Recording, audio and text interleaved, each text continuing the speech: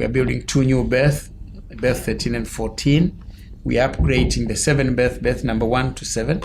Of course, we are looking for support from our development partners, but we're also looking at leveraging private sector participation on a PPP basis to develop these ports. And then, of course, these ports, Tanzania is situated in, the geography of Tanzania is another resource of its kind. We are bordering Uganda, Rwanda, Burundi, and the Democratic Republic of the Congo, Zambia, Malawi, that have been using the port of Dar es Salaam. Yes. So we now have got to deal with the railways.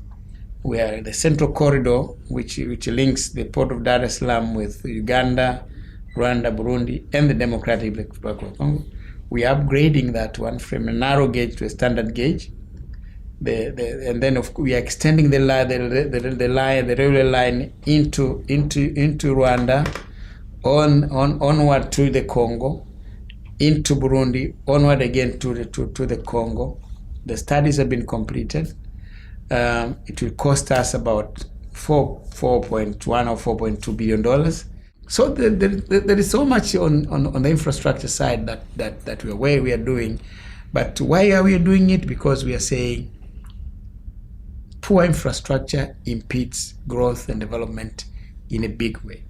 We are building 11,000 kilometers of optic fiber, a nationwide optic fiber network.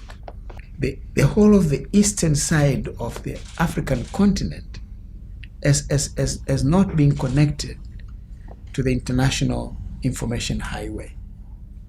There is no optic fiber network, submarine, linking that. Now, South Global has built what we call the CCOM. It has landed fall in Dar es Salaam. But as we are planning to do that, we also started working on the nationwide optic fiber network, so that when this submarine cable lands in Dar es Salaam, we would be able now to make use of it and connect the country to this cable, so that we get into the superhighway. In one advisory study that Stratfor has done, called the Post-China 16, it has really identified Tanzania because of those qualities, because of those infrastructure developments. Tanzania has been set apart. The last word to you, Mr. President, is you have intimated, the bright future for Tanzania. If you could just conclude with the word of Tanzania in the few years to come, please tell us.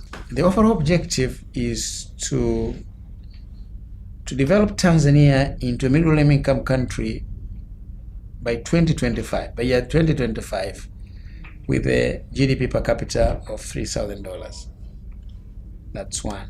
But also a highly educated and highly skilled population, a knowledge society, increase productivity of the country, make the country a semi-industrialized economy, but competitive. Then, of course, but also the fourth important factor here has been also ensure that the country is well governed, good governance, rule of law, human rights. So these are the 4 main objectives, and it's a tall order. It looks not feasible, but when we started with about 300 GDP per capita 300, we are now close to 800. So I believe in the remaining 10 years we would be able to get there. And now, of course, there is natural gas coming on stream. It should certainly open up now the opportunities for the growth of the economy. So I'm really saying the future is we want to get to become a middle-income country by 2025. It's a tall order, but I think with the long-term perspective plan, we have the roadmap, we have the benchmarks. I'm optimistic. Yeah. By 2025, we should graduate into a middle-income country. Thank you, President Kikwete. That has been a tremendous conversation, and really under your leadership, Tanzania has achieved so much already, but with the plans that you have initiated, that you have just described to us, with the resources that are being mobilized from a human capital basis, from an economic development basis, the future for Tanzania is bright. It has been an honor to host you here in Texas at the Stratfor offices. It has been an honor to have you after the historic U.S.-Africa Summit. Thank you again for being on the Stratfor Conversations program. Dr. Kikwete. The pleasure is mine. Thank you. Thank you for having me here. Thank you for the support.